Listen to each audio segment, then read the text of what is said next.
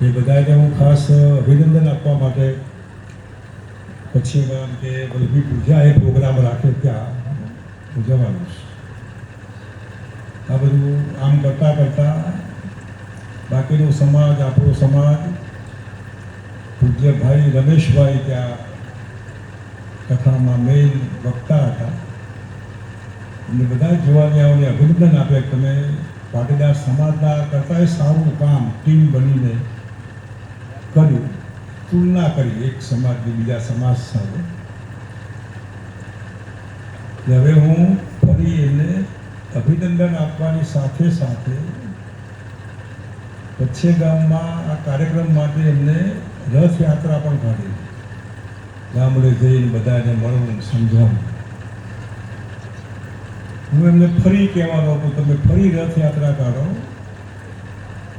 1 કરોડ 2 કરોડ રૂપિયા એવું ટ્રસ્ટ બનાવો કે આવનાર દિવસોમાં દીકરા દીકરી 10મું 12મું વિજ્ઞાન રવા, મેડિકલ, હા ના, ડૉક્ટર, એન્જિનિયર અને આર્થિક સંકળામણ હોય એવા પરિવારોને આ 2 કરોડ 5 કરોડ જે હોય એમાંથી મદદ થાય એવી યાત્રા કરો. સમાજ ધર્મના ઠેકાણે જો વિજ્ઞાન ભૂલી જવાના હોય, ભણવાનું ભૂલી જવાના હોય, આવતીકાલ એના માટે આજે જે મહેનત કરવી હોય એનું આયોજન ભૂલી જવાના હોય તો બહુ મતલબ નથી. હું બહુ ધાર્મિક નથી. હું તો મહાદેવજીનું મંદિર ચલાવું છું, બીજા એવા ધાર્મિક ટ્રસ્ટોમાં છું. મારા મહાદેવજીના શિવલિંગ ઉપર દૂધ ચડાવવાની મારી મનાઈ છે. ગરીબોને પીવડાવો, મહાદેવજી નહીં પીવડાવો તો આ બધા પ્રતીકો હોય છે. અહીં જે બધા મિત્રોનો ઉત્સાહ મેં જોયો, એ ઉત્સાહ ટેમ્પરરી ન હોય, હંમેશા એનું સાતત્ય, કન્ટિન્યુટી. અને આપણે સામાજિક માણસો છીએ, બીજા સમાજનું જોઈને આપણે શીખીએ કે દુનિયા ક્યાં વહી ગઈ છે. જે સમાજ વર્ષોથી, જ્યાંથી માનવ જાત બની ત્યારથી લડવાવાળાને રક્ષણ કરવા, લડવૈયો સમાજ, ક્ષત્રિય સમાજ, પહેલા તો લગભગ લડાઈ ચાલતી, લગભગ હિન્દુ મુસલમાન એવું નહોતું. એમાંથી ધીરે ધીરે રાજ્યો બનવા માંડ્યા. રાજ્યો બન્યા પછી એ ઝાલા હોય, જાડેજા, પરમાર વગેરે, જે બધું એ સ્થિરતા આવી વહીવટમાં. અને એમ કરતાં કરતાં આઝાદી આવી 1947. પણ તમે સમજાવો કે આઝાદી પહેલાં આ સમાજ અને આઝાદી પછીનો સમાજ, એ પહેલાંનો કેફ હજી પણ ઉતર્યો નથી. જે રીતે પહેલાં હતું એમાં બાપુ બાપુ બાપુ બાપુ, એ ગઈકાલનો બાકીનો સમાજ, એ બાપુની હાલત આજે શું છે ને બાકીના સમાજની શું હાલત, જે ખેડૂતો હતા કે બીજા હતા કે જે મહેનત કરશે. એટલે આજે હવે લડવાનું નથી. કોઈ ના હોય તો અંદર અંદર પછી પડે, એમ થોડું હાલતું છે લડ્યા વગર. આ બીજું જોવાનું, શીખવાનું છે. મેં આ 2-5 કરોડ તો ખાલી મજાકમાં મેં કીધું કે 5 કરોડ થાય તો પાટીદાર સમાજનું સરદાર ધામ છે અમદાવાદની ભાગોળમાં. એ સમાજે નક્કી કર્યું કે અમારે 500 દીકરીઓ યુપીએસસી, આપણા માતાઓને બધાની યુપીએસસી હું એ બહુ મને નથી માનતો, થોડીક એમાં યુપીએસસી, જીપીએસસી, જેમાંથી કલેક્ટર ને ડીએસપી થાય, ઇન્કમટેક્સ ઓફિસરો થાય, ફોરેસ્ટ ઓફિસર થાય, ફોરેનમાં થાય, એવી ડિગ્રી માટે 500 દીકરીઓને એ સમાજ ભણાવશે, ખર્ચો ઉઠાવશે. દર વર્ષે 40-50 આઈએએસ ઓફિસરો એ સરદાર વિદ્યાધામમાંથી તૈયાર થાય છે. હવે આ ક્યારે થયું છે? પાટીદાર સમાજને અહીં લાગ્યું છે કે આ ક્યાં સુધી આમ ને આમ રહેવું, અને એમાંથી જે શિક્ષણનો વ્યાપ પકડ્યો એમને ઉમિયા માતાનું મંદિર કડવા પાટીદાર સમાજનું ઊંઝામાં 10,000 કરોડ કરતાં વધારે બેંકમાં ફિક્સ ડિપોઝિટ પડી. 10,000 કરોડ કરતાં. એમાંથી એમને ભણવાનો વિચાર, બાળકોને દીકરીઓને ભણાવો, હોસ્ટેલ અમદાવાદમાં વગેરે વગેરે. આપણે બધા જ માણસો છીએ. બધા ગાંધીજી ના હોય, બધા સરદાર ના હોય, કે બધા કૃષ્ણકુમારસિંહજી ના હોય, તો બધા બીજા ના હોય. રોજ બરોજ જે જોઈએ ત્યારે કંઈક અભ્યાસ તો કરીએ કે ભાઈ આ શું છે, કેમ આમ. હું તમને મોરબીમાં ક્ષત્રિય સમાજના કારખાના કેટલા હશે? કદાચ 5,000 કારખાના હશે. એમાં 1000 હું કહું તો 100 કરતા 100 તો હશે. આ મને તમે સમજાવો. જે પાટીદાર સમાજ ગઈકાલે ખેડૂત હતું, બાપુનું ખેતર વાવે અને ખરાબમાં પડ્યું, બાપુ દે તો લે, બાકી હરી ઈચ્છા. એને વીચ્યું, આ ન હાલે. એ મોરબીને આખું મોરબી રાજકોટ કરતા વધારે ફેક્ટરીઓ હતી. સુરત, આખું સૌરાષ્ટ્ર, અમરેલી, ભાવનગર સવિશેષ. એમાં દરબારો કેટલા હશે? ત્યાં ગયેલા પાછા આવ્યા છે. ના ફાવ્યું.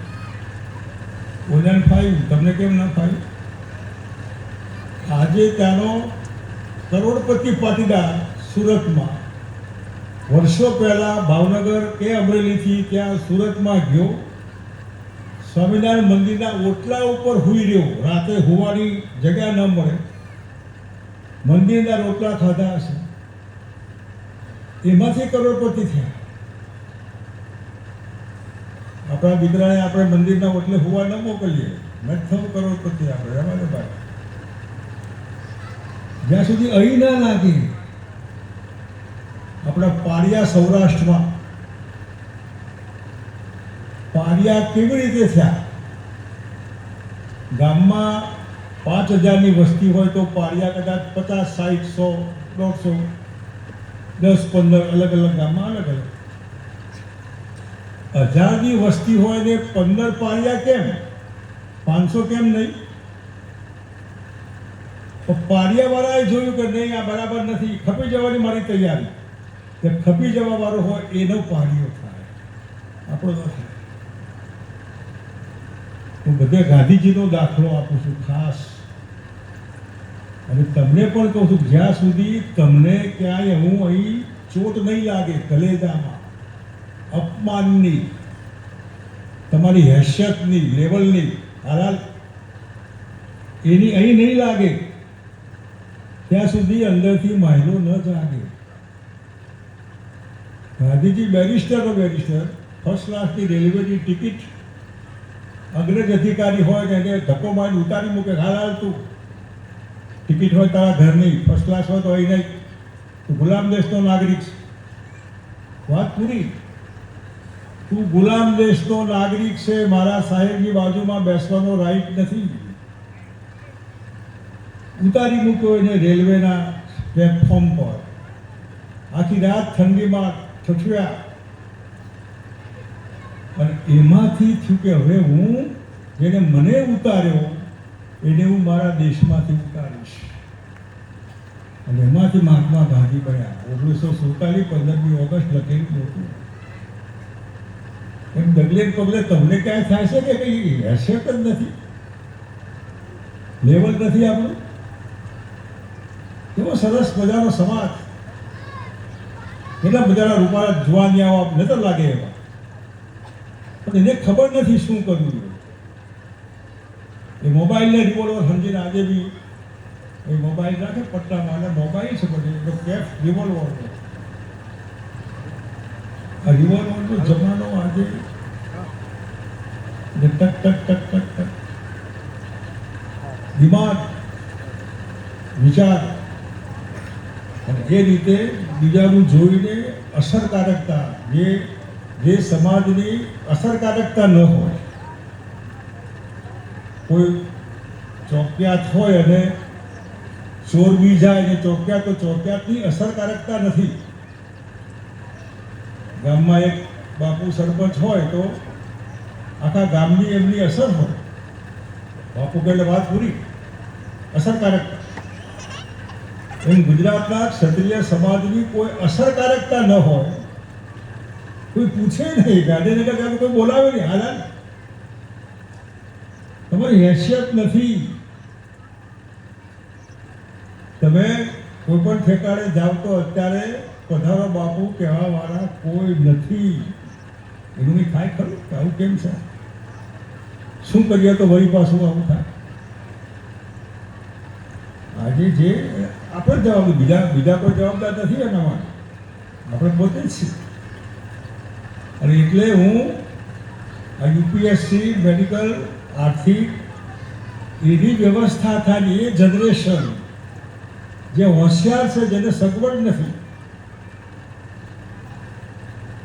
એટલે હું ત્યાં વલભીપુરાને કહેવાનું, તમે જેટલો મંદિરમાં આટલો ખર્ચો કર્યો એનો ભાગનો ખર્ચો નવા છોકરાઓને ભણવા માટે ભેગા કરો, અને ખૂટે તો અમને કહો, અમે ઉમેરીશું એમાં. પણ આ દિશા જરૂર છે. આ ધાર્મિકે એક્સેસ મની, વધારાના પૈસા હોય ને એનો શોખ. જે ખોડલધામ બન્યું એ ક્યાં ઉઘરાણી ગઈ, આવી કથા બચાવી ગઈ, કથા સાંભળેલી કે ડાયરો હતો કે રાત્રે, વાહ વાહ, ના વગર ડાયરે, વગર ઉઘરાણીએ, ટાઈમસર, કરોડો રૂપિયાનું, આજે બી સરસ મજાનું નીટ એન્ડ ક્લીન એક્સેસ વધી. જ્યાં તમારા વધારાના પૈસા હોય તો તમે ધર્મ કરો. તમારી હોસ્ટેલ હોય, ભણવાનું હોય તો તમે મંદિર બનાવો, પણ ભણવા માટે હોસ્ટેલ નથી, તમે મંદિરમાં ખર્ચો કરો. લોકોને રહેવા ઉપર, ફૂટપાથ ઉપર જગ્યાએ તમે અયોધ્યાના જેટલા બનાવો એ બનાવો, પણ માણસ જીવતો જ આવતો ભગવાન, માનવી પોતે, એના ભોગે તો કંઈ ના હોય. અને એટલે આવનાર દિવસોમાં સમાજની અસરકારકતા, જે અસરકારકતામાં એવું લાગે કે અમે પણ કંઈક છીએ, એના માટે આજની પેઢી, કે હું આવતીકાલ માટે મળવા આવ્યો છું, કે આવતીકાલે તમારો રોલ આજે જે વખતે યાદ કરે કે અમારા જે વખતના બધા હતા એમને એમની જાતને હોમીને સમાજની અસરકારકતા, મહત્વ, પ્રતિષ્ઠા, એના માટે મહેનત કરી. અને રમાપીરનો તો ઇતિહાસ બધાને ખબર છે. એમના મારા બાપુજીએ મારા ઘર ઉપર રામદેવપીરનો બનાવેલું છે, એમના ખાસ ભગત હતા. રેવડામાં તો બહુ સરસ મજાનું. અને ગુજરાત કદાચ